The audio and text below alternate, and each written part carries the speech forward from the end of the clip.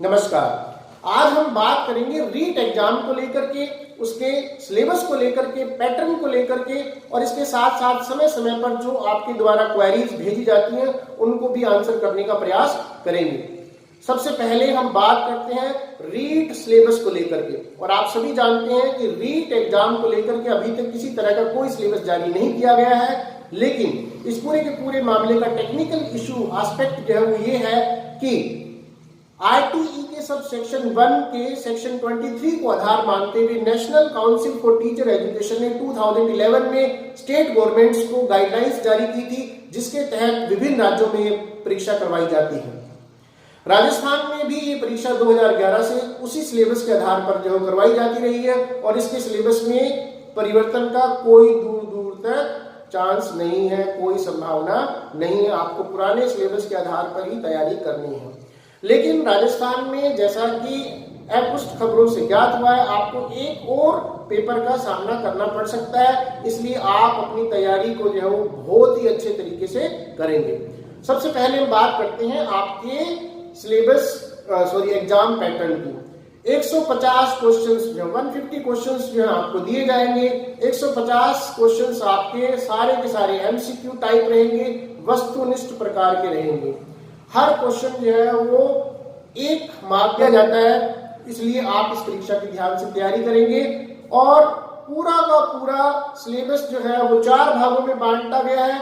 आप देख सकते हैं चाइल्ड डेवलपमेंट एंड पेडागोजी पहला पार्ट है। चाइल्ड डेवलपमेंट एंड पेडागोजी से रिलेटेड आपको 30 क्वेश्चंस पूछे जाएंगे।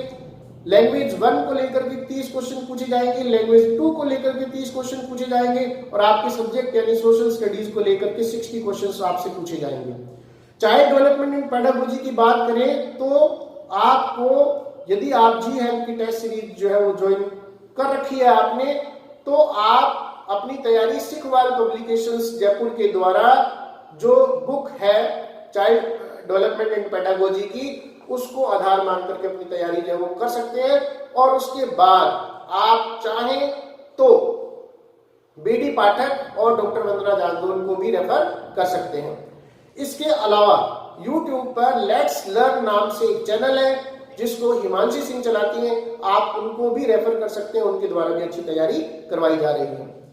आप इन तीनों चीजों को जो है वो आप रेफर कर सकते हैं। लैंग्वेज 1 और लैंग्वेज 2 को लेकर के हमारे पास जो डिफरेंट जो है वो क्वेरी जाती है कि सर मुझे कौन सी लैंग्वेज रखनी चाहिए। मैं आपको बता दूं, national council for teacher education के द्वारा इस संबंध में किसी प्रकार की कोई गाइडलाइंस जो वो जारी नहीं की गई है, लेकिन मेरा ये मानना है कि आपको लैंग्वेज 2 वो रखनी चाहिए, लैंग्वेज सेकंड वो रखनी चाहिए जो कि ग्रेजुएशन में आपका सब्जेक्ट रहा हो।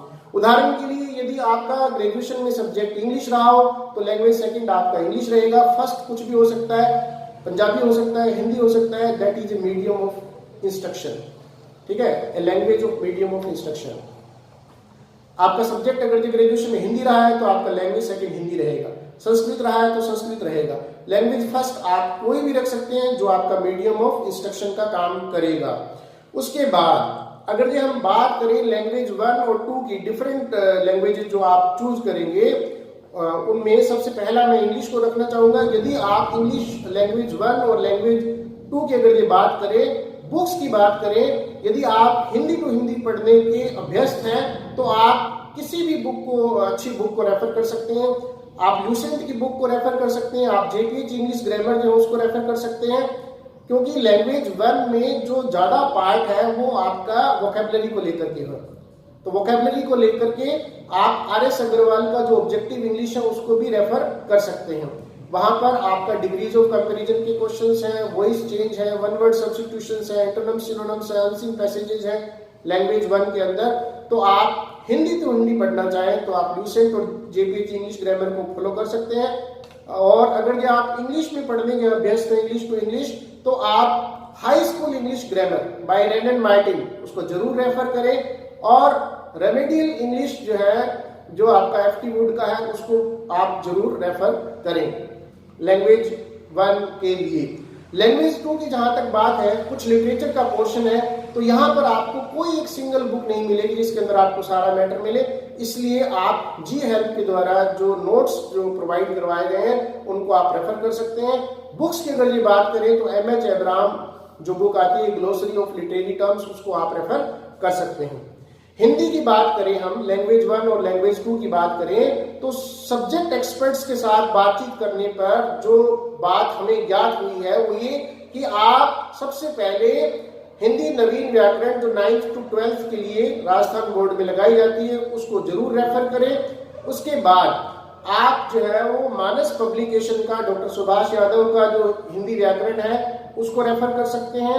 इसके अलावा राघव प्रकाश की अगर ये बात आती है तो उनको भी लोग जो रेफर करने के लिए बोलते हैं, अच्छी बुक है, आप उसको भी जो रेफर कर सकते हैं।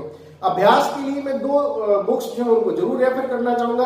पहली बुक जो है एस चांद पब्लिकेशन की है जिसमें आपके ऑब्जेक्टिव टाइप क्वेश्चंस जो दिए गए हैं हिंदी को लेकर के, आप उसको जरूर जो है वो अभ्यास करें उनका। और इसके अलावा एक और बुक है जो श्री गिरवर सिंह शेखावत जी के द्वारा लिखी गई है, हिंदी प्रश्नमाला।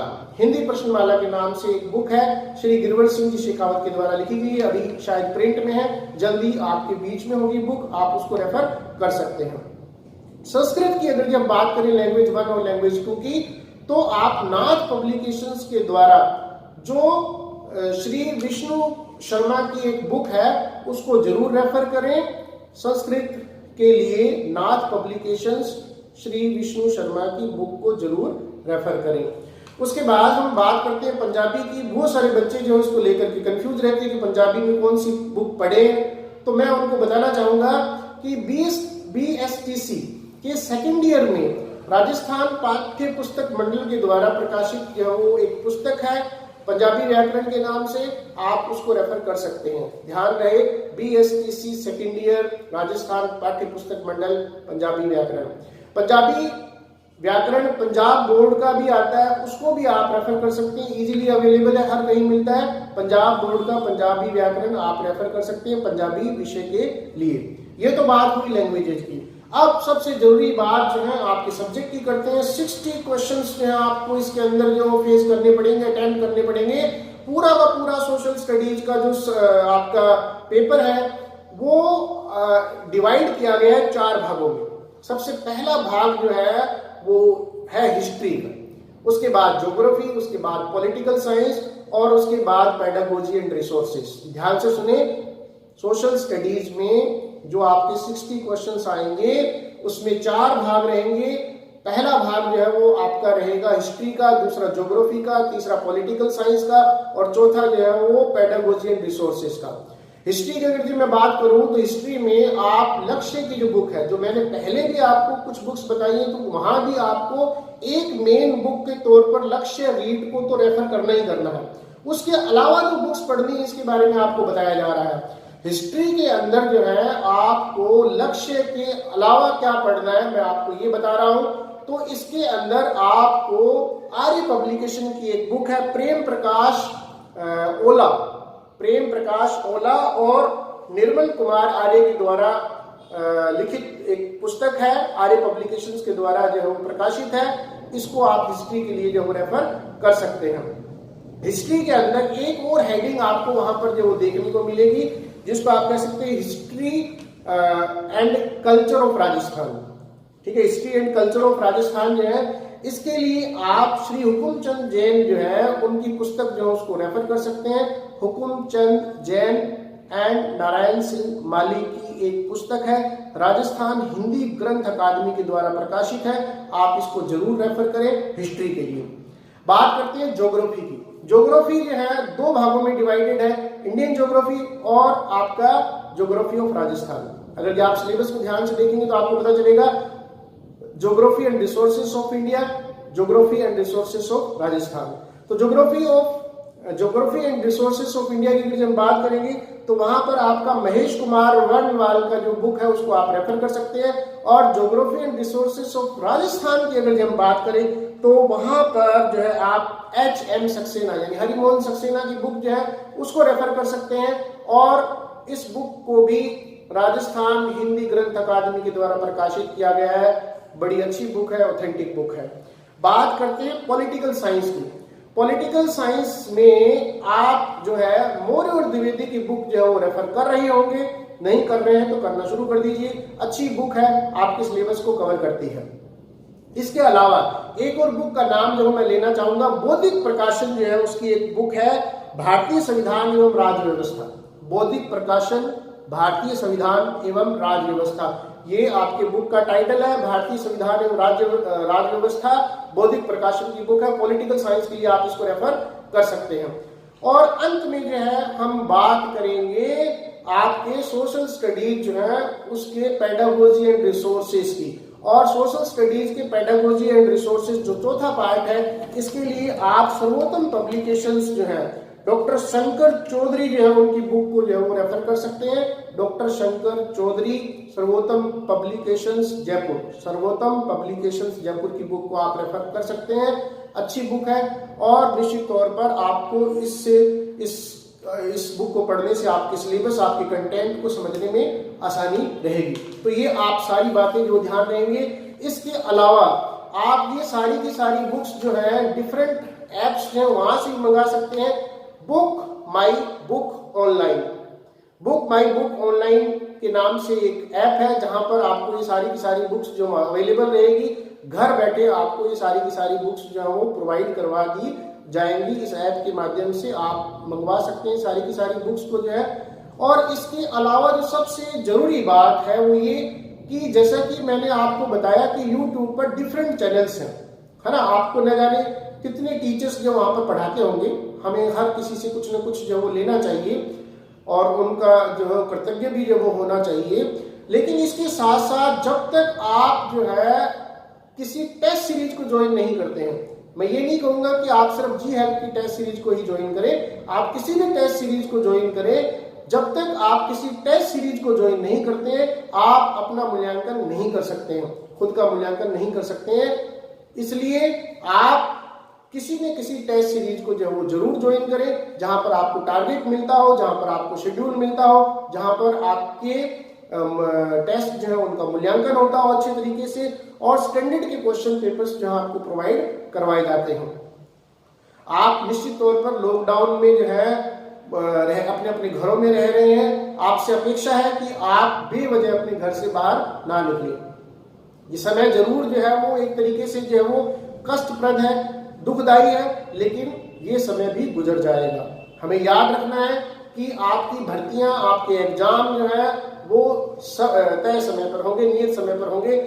और राजस्थान पत्रिका में आज भी जो है इसको लेकर के जो है वो एक न्यूज जो है वो वहां पर देखने को मिल सकती है आपको। तो इसलिए मैं ये कहूंगा कि आप अपना अध्ययन सुचारू रूप से जारी रखें और याद रखें कि मेहनत और कंटिन्यूटी जो है निरंतरता जो है उसका कोई तोड़ नहीं।